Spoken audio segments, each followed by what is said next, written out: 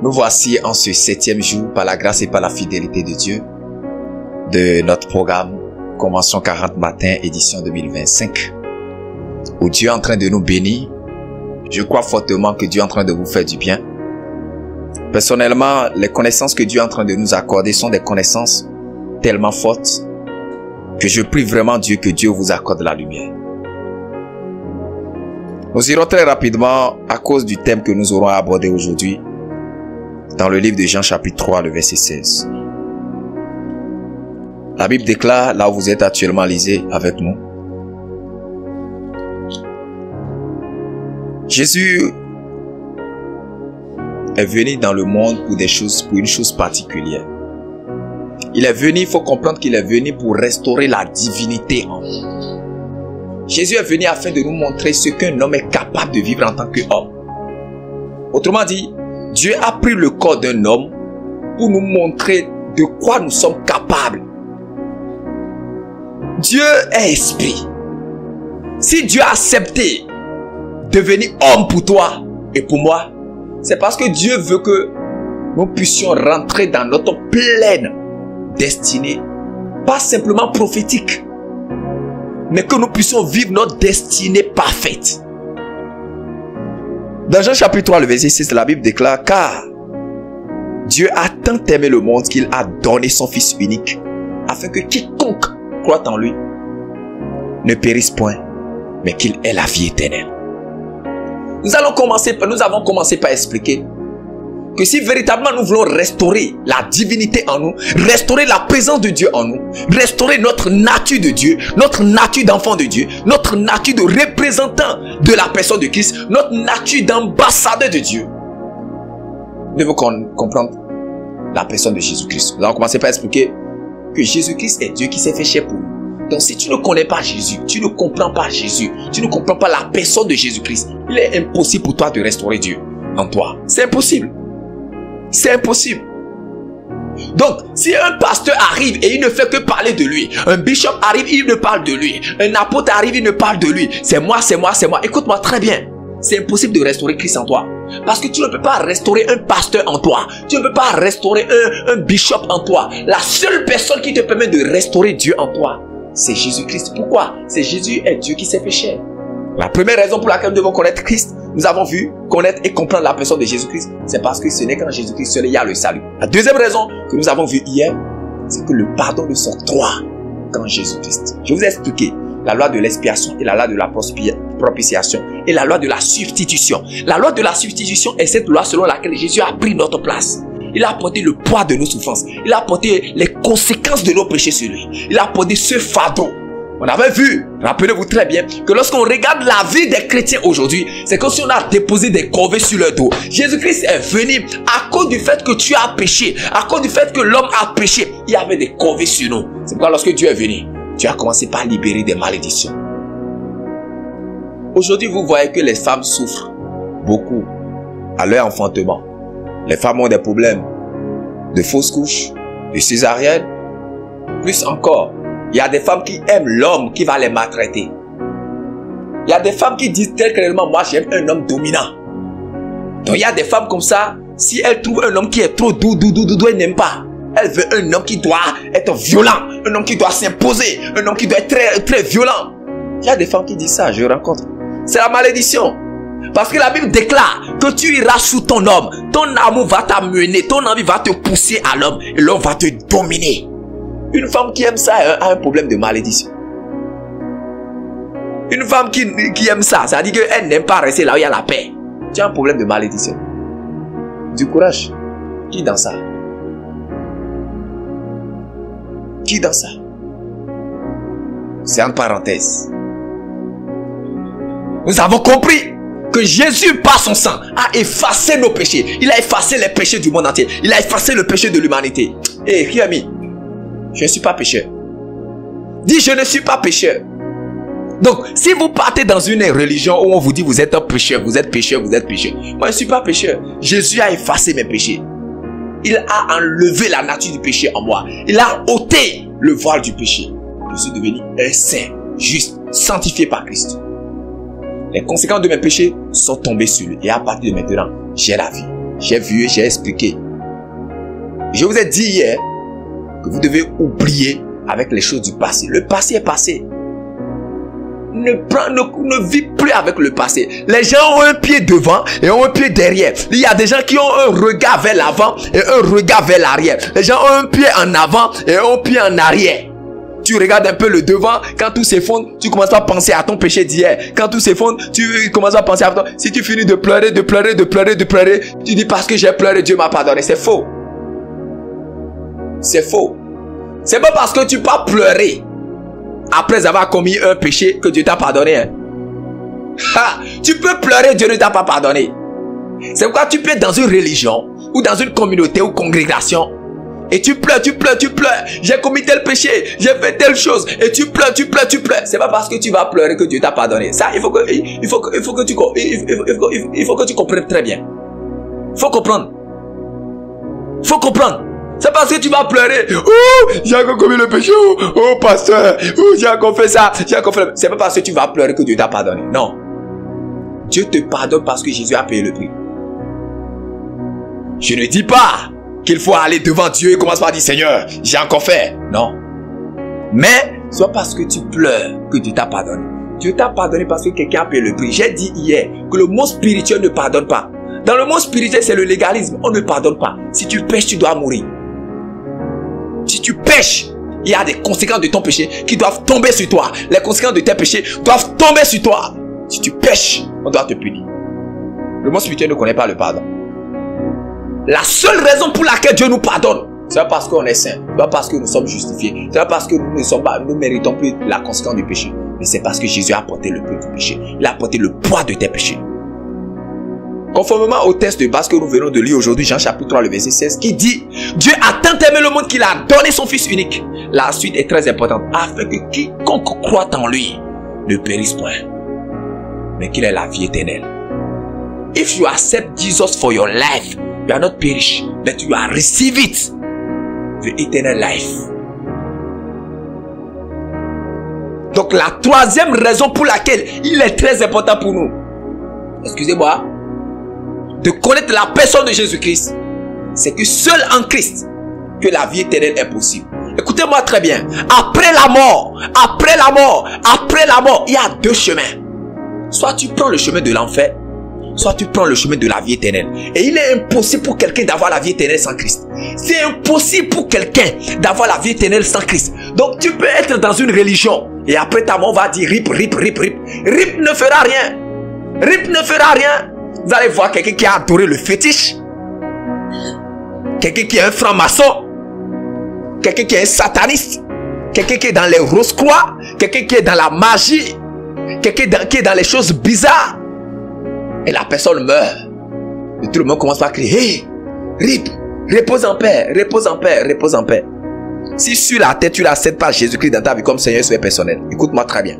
Il n'y a pas la vie éternelle pour toi, c'est la mort éternelle. Tout le monde peut prier pour toi. Aucune religion au monde ne peut te sauver. La seule personne qui te garantit la vie éternelle, c'est-à-dire une vie qui commence sur la terre et qui se prolonge après la terre, c'est Jésus-Christ de Nazareth. If you are not Jesus Christ, you are not the eternal life. Et if you are not the eternal life, you are not receive the life of God.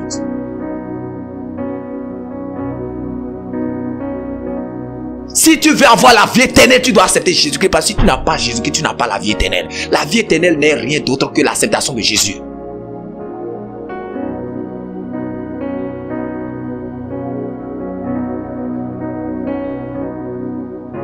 La vie éternelle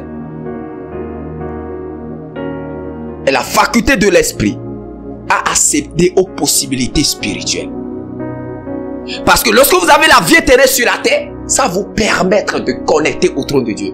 Un jour, j'étais dans un bus. Je crois que ça doit être 3 ans en arrière ou 4 ans en arrière. Je crois que ça doit être 4 ans en arrière, je crois très bien. Et lorsque nous étions dans le bus, entre 4 ans ou 3 ans en arrière, j'étais dans le bus. Et déjà, j'étais en train de parler tout et tout. Et il y avait une question qui était venue. Je ne sais pas si quelqu'un m'a posé la question. Mais j'ai dit, Dieu m'a dit, voici tes choses qui vont arriver dans cette année. Il y a un monsieur là qui a dit, comment toi Dieu peut te parler? Dieu ne peut pas parler aux hommes. Et j'ai compris. J'ai compris très bien. Si tu es dans une religion, on ne croit pas que Dieu ne peut pas parler à quelqu'un, c'est clair que Dieu ne te parle pas. Pourquoi? Dieu ne peut commencer par parler à quelqu'un que lorsque la personne reçoit la vie éternelle. La vie éternelle connaît ton esprit au trône de Dieu. Et comme Adam recevait depuis le cœur de Dieu, lorsque tu reçois la vie éternelle, tu commences par recevoir de Dieu. Écoutez-moi très bien. Ce que nous appelons la vie éternelle ici, ce qu'on a traduit dans le mot grec Zoé. Le Zoé de Dieu, oh my God, oh my God. Quand vous lisez la parole de Dieu et Dieu vous amène en Éden et vous voyez le trône de Dieu, la vie éternelle c'est comme une fleuve. Oh my God, c'est comme une source d'eau qui jaillit du trône de Dieu. C'est quand Jésus pouvait se tenir et dit, au dernier jour Jésus se tenait et dit, quiconque a soif, excusez-moi beaucoup, c'est un fleuve. Quiconque a soif, qu'il arrive et qu'il va boire de l'eau vive et de lui jaillira des sources d'eau vive. Oh my God, oh, ce qu'on appelle la vie éternelle. Ah, ah. Je prie que Dieu vous permette de voir le trône de Dieu. Parce que parfois quand vous voyez le trône de Dieu, il y a le feu qui coule. Parfois quand vous voyez le trône de Dieu, il y a l'eau cristallée qui coule. Et parfois quand vous voyez le trône de Dieu, il y a comme de l'or pur qui coule. C'est ça qu'on appelle l'onction. Et ce qu'on appelle la vie éternelle, c'est cette vie petite. Écoutez, quand nous recevons Christ sur la terre, Dieu nous permet de vivre une partie de la vie éternelle. C'est quoi quelqu'un qui avait un problème d'amour, lorsque la personne accepte Christ, la personne commence par ressentir l'amour vrai. Quelqu'un qui avait un cœur brisé, lorsque la personne accepte Christ, la personne a son cœur guéri. Quelqu'un qui était malade, lorsqu'on prie pour la personne est guérie. Parce que dans le royaume de Dieu, il n'y a pas les malades. Donc ce que nous vivons sur la terre, les prophéties que nous recevons, les paroles de connaissance, les miracles, les guérisons, les transformations que nous recevons à l'acceptation de Christ, c'est juste une petite partie de la vie éternelle. C'est juste une petite portion. Oh my Lord, my Jesus. Ah! Thank you, Lord. Merci, Seigneur. Ah! Je ne sais pas comment expliquer. La vie éternelle. Une vie sans fin. C'est pourquoi un chrétien ne meurt pas. Je n'ai pas peur de la mort parce que je ne peux pas mourir. Le spécimen qu'on appelle chrétien ne peut pas mourir. Le spécimen qu'on appelle David, je ne peux pas mourir. Je ne peux pas mourir. Lorsque nous acceptons Christ et la gloire de Dieu est restaurée en nous.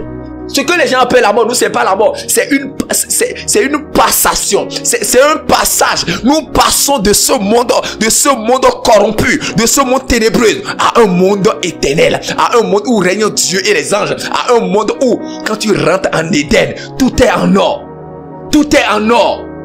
Il y a des anges de Dieu qui sont debout, qui crient Alléluia, Alléluia. Et tu comprends lorsque Jésus dit, même s'il ne me loue pas, les pieds vont me louer. Parce que avant d'accéder au trône de Dieu, avant d'accéder dans la chambre sainte, vous passez par le couloir de Éden. Bon, c'est moi-même qui ai donné le nom de Éden. Mais je crois que ça doit être Éden. Toutes les fleurs étaient belles. Les oiseaux sont là. Et tu dis, quand tu essaies de toucher, ça crie Alléluia. Tout crie Alléluia. Et tu comprends que Alléluia, c'est une prière en langue. Machovaria la kindarwa kaba. Les mandera vora cobre de la sokera rachendulaza. Les mandabre dans le kaba. Écoutez, vous qui ne priez pas en langue, vous devez prier en langue sur la terre. Parce que là-bas, on ne parle pas français, on ne parle pas anglais, on parle en langue. À plusieurs reprises, Dieu m'a fait grâce d'aller au tribunal de Dieu, d'aller assister des prédications devant le trône de grâce. Vous priez en langue là-bas. On communique en langue. Mandera komba sakarwa. Les bangele ko ravali hadarinda lo zagaba. Brina la lo hadavale machara de la kabadia bala havarwa kaba. Mande bala ko brande la sokoboni mali varaki la zakabani la barakumba dia farakaba. Manche brande la rokoboni rakaba. Lorsque je suis en train de prier, j'ai reçu quelque chose dans mon esprit. Il y a une personne qui est en train de nous suivre. Tu as un parent qui a un problème de schizophrénie, un problème de folie. Je prie pour toi au nom de Jésus-Christ Nazareth. Le parent maintenant, que la puissance de la vie éternelle qui émane du trône de Dieu, oh my God, la vie éternelle qui coule de Sion, que cette vie te visite au nom de Jésus.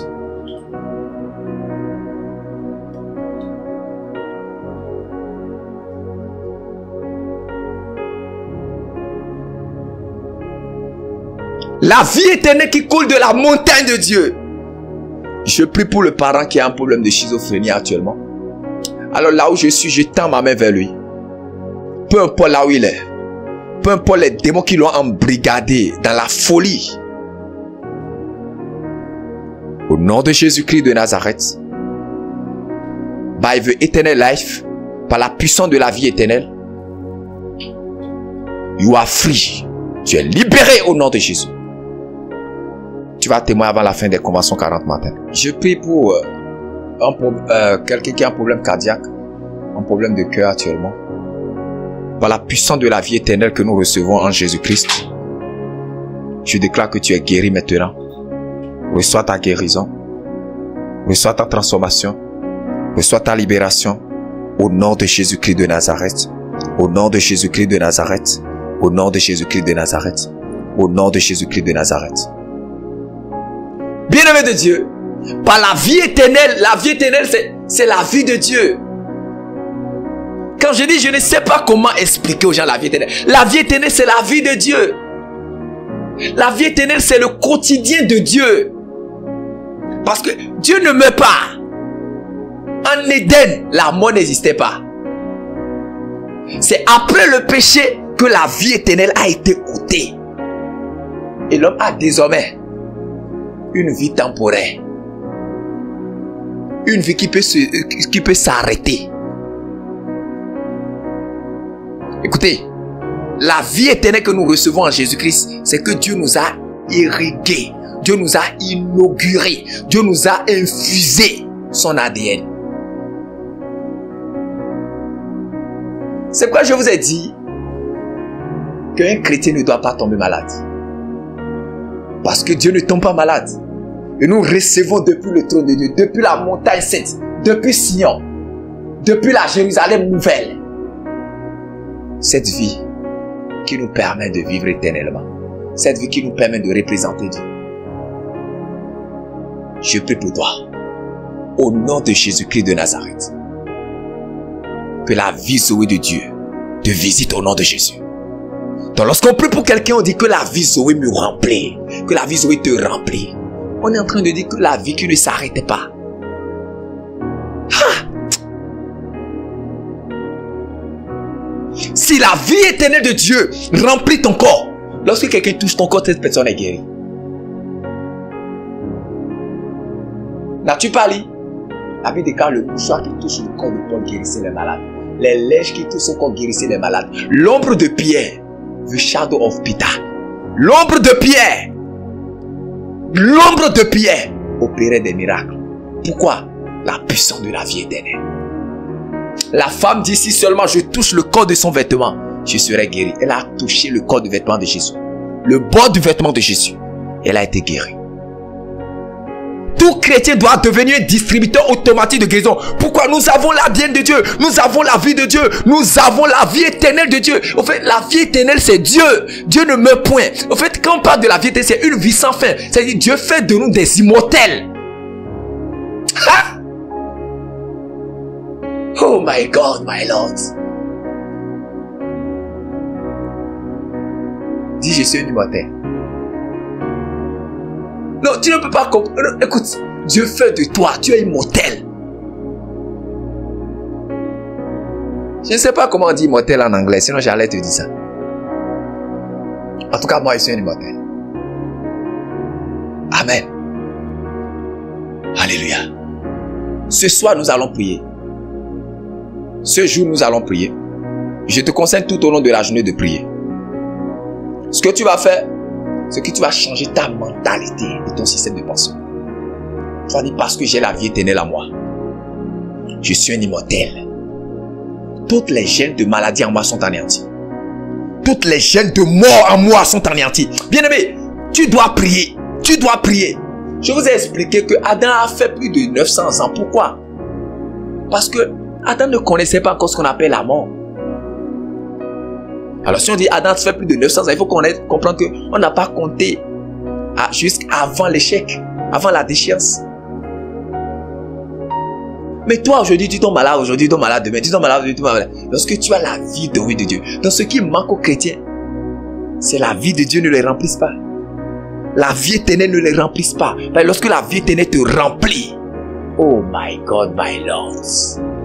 Ah! Thank you, Father. Merci pour la vie éternelle que tu nous as accordée. Tu vas proclamer, je suis un immortel. La maladie n'a plus de place en moi. Parce que dans le règne de mon Père, dans le royaume de mon Père Jésus, on ne tombe pas malade.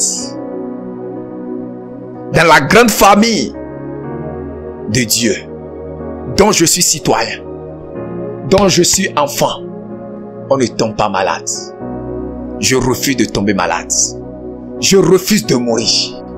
Je refuse d'accepter la mort parce que je ne peux plus mourir. Écoutez, si vous comprenez, vous acceptez Jésus dans votre vie, vous mourrez une seule fois et vous vivez 2 fois. Mais si vous n'acceptez pas Jésus-Christ dans votre vie, vous vivez une seule fois et vous mourrez 2 fois. J'explique. Nous naissons tous morts spirituels, mais vivants physiquement. Et lorsque tu acceptes Jésus-Christ dans ta vie, tu ne vas plus vivre la seconde mort, mais tu vis la vie éternelle. Ça fait 2e vie. Par contre, quand tu n'as pas Jésus dans ta vie, non seulement tu es né mort spirituel, tu auras simplement une vie physique. Mais après ta mort, tu vas vivre la mort éternelle, la 2e mort. Dis, j'ai la vie éternelle. Je ne mourrai plus. Je vis la vie de Dieu. Et je communique la vie de Dieu. Tout ce que je touche prospère. Tout ce que je touche est béni. Parce que je suis une bénédiction. Je distribue et je communique la bénédiction. Partout où je passe. Je communique la bénédiction dans ma famille. Je communique la bénédiction dans mon foyer. Je communique la bénédiction à mes frères et sœurs. Je suis un distributeur automatique de la bénédiction de Dieu. La vie de Dieu coule en moi et coule par moi. La vie de Dieu coule en moi et coule par moi au nom de Jésus. Partout où je passe, je fais jaillir la vie de Dieu pour les gens qui sont autour de moi et qui sont loin de moi au nom de Jésus. À travers ma vie, les gens vont vivre la vie éternelle parce que l'ADN de Dieu est en moi. Je suis un distributeur des ressources du ciel, de la vie Zoé de Dieu. Je communique cette vie partout où je passe au nom de Jésus. L'ADN de maladie que j'ai hérité de mon père biologique, de ma mère biologique, je les injecte de mon corps parce que l'ADN de Dieu est mon partage. L'ADN de maladie, l'ADN de pauvreté, l'ADN de mésentente, l'ADN de colère, l'ADN de haine, l'ADN de jalousie, l'ADN de colère, l'ADN d'orgueil, l'ADN de médisance, l'ADN de pauvreté, l'ADN du célibat, l'ADN du chômage, l'ADN du non-accomplissement que j'ai hérité de mes parents biologiques. Je les éjecte de ma vie parce que l'ADN de l'amour, l'ADN de la joie, l'ADN de la paix, l'ADN de la bonne santé, l'ADN de la santé éternelle, l'ADN de la prospérité éternelle, l'ADN de la gloire, l'ADN de la vie éternelle est mon partage par Christ qui est en moi. Au nom de Jésus, nous avons prié. Que Dieu bénisse abondamment. Bonne suite de journée à vous. C'est la voix de votre serviteur, pasteur, prophète Christ David Ouairi-Wissou, ex-musulman appelé par Jésus pour être témoin de l'évangile jusqu'aux extrémités de la terre.